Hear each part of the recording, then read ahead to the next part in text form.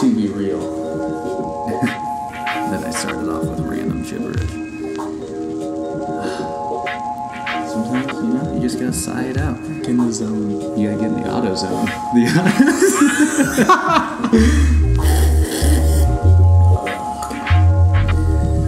Good morning, ladies and gentlemen. That's right. This is another episode of Coffee and Contemplation. I'm your boy, Old Heart. I'm sitting down here with my boy, Lucas. That's not polite. There's no reason to scream. And this will be the first of a string of episodes, if you will, about Fast and the Furious.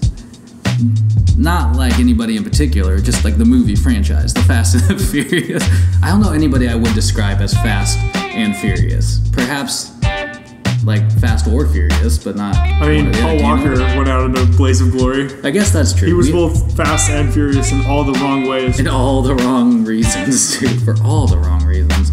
You never want to be Fast and Furious and wind up in a tree. Was it in a tree? Did he hit a tree? I think it was just a collection of explosions. A collection of explosions. Also, I just want to remind everybody that that's our live studio audience. They are never on cue and sporadic throughout the show. So, Jesus. Yeah, it doesn't really ever line. It sometimes lines up.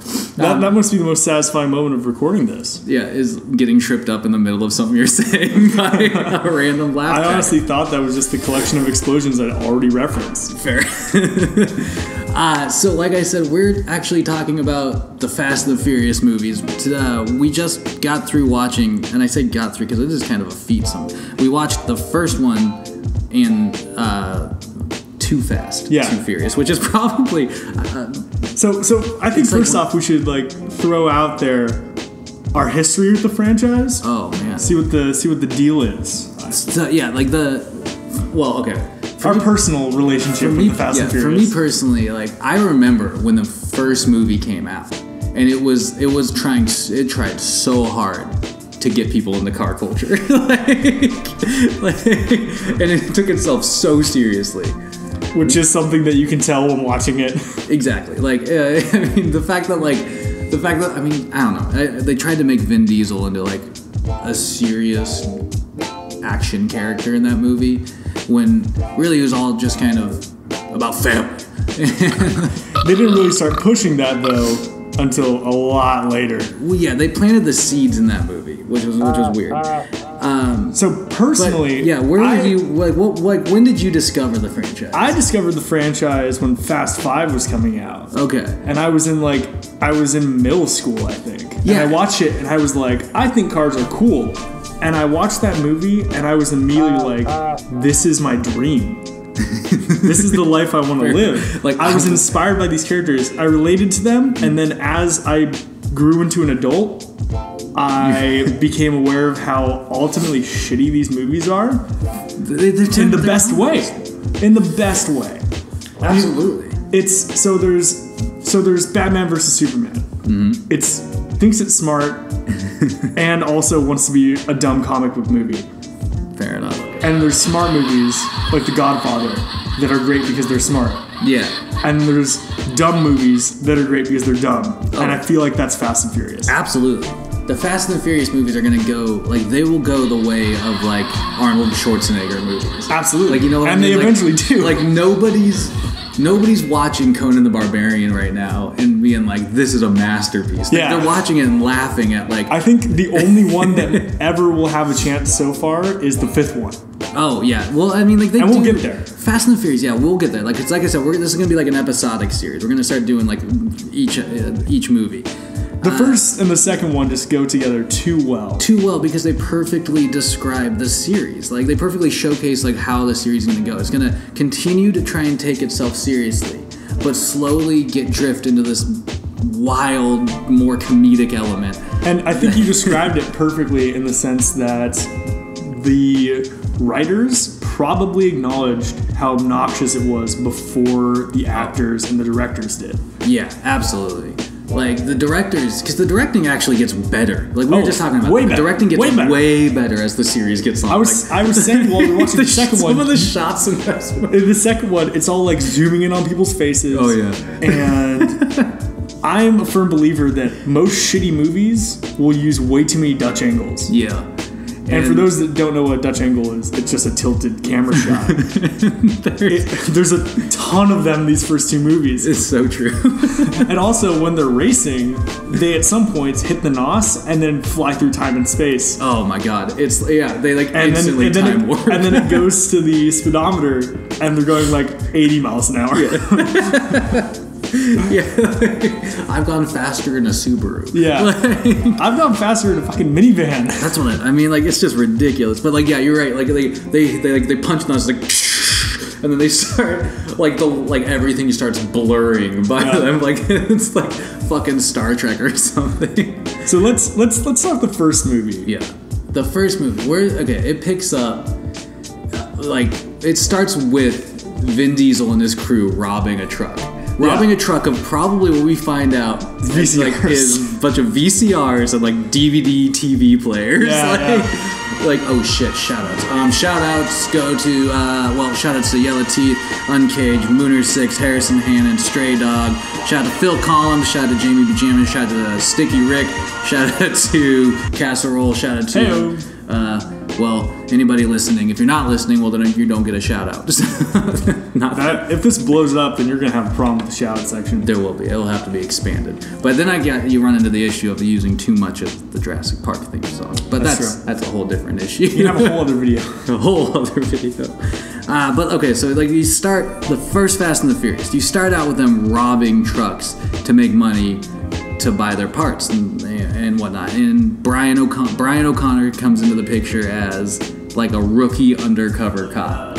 Who's flirting with Dom's sister. Who's flirting with Dom's sister at over tuna sandwiches. Yeah. In which your favorite line in the series comes up. Was it Vince? Okay, so like there's they have this whole altercation. Vince and Paul Walker are getting into a fight. And Dom pulls Vince off of him and like you're embarrassing me. We're family or something like that. It's the first in many times that Vin Diesel says the word family. Like I don't know what the count is.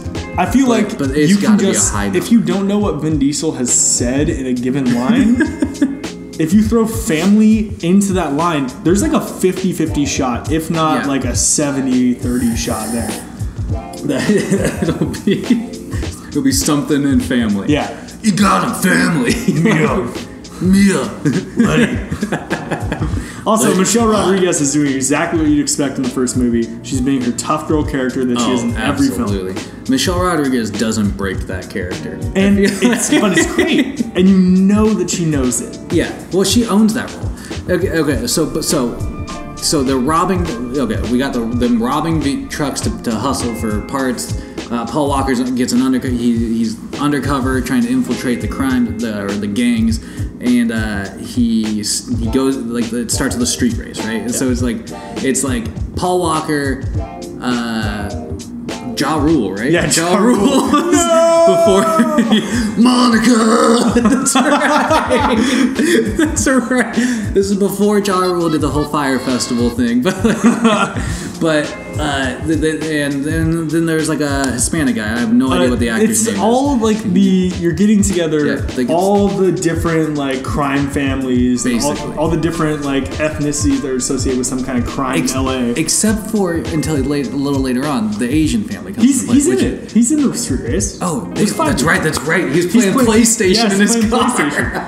That's right. Okay, so but it ultimately accumulates with like a very serious sort of finale where like Vince almost dies. Paul Walker exposes that he's a cop, and then he has a drag race where Dom almost kills himself. Almost kills himself because they try to beat a train. Yeah. Which if you watch the movie, there's no fucking way. Yeah. That timing works. Like for their street race on the train. Like, they're not moving fast enough to beat that train. No, they're furious, but they're not fast. Yeah.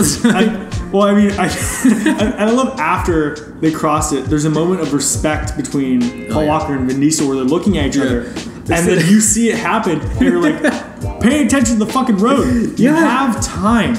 Like, there's it's so easy to avoid. You can avoid the truck that's pulling out, and it's going to cause you to do the flip, which is a great practical effect. Yeah. That's very obviously not CGI. Yeah.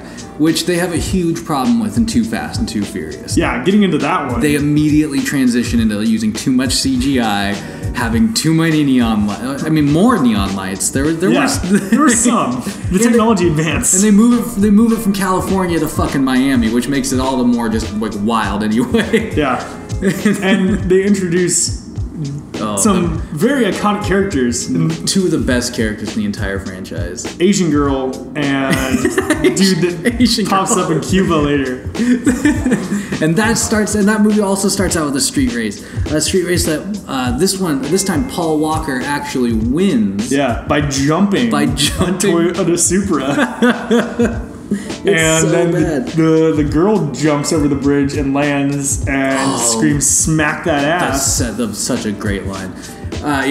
Which we kept repeating throughout the rest of the movie. There are many "smack that ass" moments throughout the entirety of Too Fast and Too Furious, because there's at the end of it there's like the classic car to boat jump, which just doesn't make any sense. No, especially when they pan away from it, you see how far the boat was away from the shore. So far away. So what do you like? Would you agree though that they just kind of went too zany with Too Fast, Too Furious, and they had to kind of reel it back in? Well, I feel like the writers were like, this shit is fucking crazy. We took ourselves really seriously in the first one because we wanted to remake Point Break with cars. Work. But now I feel like the writers for the second one, they acknowledged how crazy it was. Yeah. And they could have been super over the top, but the directors just didn't get the message. Fair enough. And they were like, okay guys, this is a crime drama. We're Miami. It's Miami Vice. We're set. We've got the drug dealer and everything. We got the rat burrowing through a guy's chest. Oh, one of the best scenes in like the entire Fast and Furious franchise is the whole rat in a bucket. It's biting me. All right. So, just so everybody's aware, these two movies are both fucking ridiculous, and for different reasons. Amen. And as the franchise keeps going, they keep getting kind of like on both fronts. They keep getting like more dramatic and more comedic. So ultimately, the viewer wins. Always. And so me and Lucas are going to be sitting down here, and we're going to be chronicling the entire series. We just wanted to wrap the first two up to kind of set the stage here. So we're going to be watching Tokyo Drift, which is personally Old Heart here's first time watching it. How many times have you seen that movie? Probably twice. Probably twice. So this will be a third. Yeah. All right. It introduces the best character in the franchise. Oh, who's that? Han. How come the best characters tend to be named Han? Star Wars. Hey, would you look at that? Would you look at that? Until he got stabbed through the chest. Ah, shit. We don't need to talk about that. Either way, look forward to more episodes. Go out there, use your brain for good. Ripen up that fucking coconut. And keep your stick on the ice.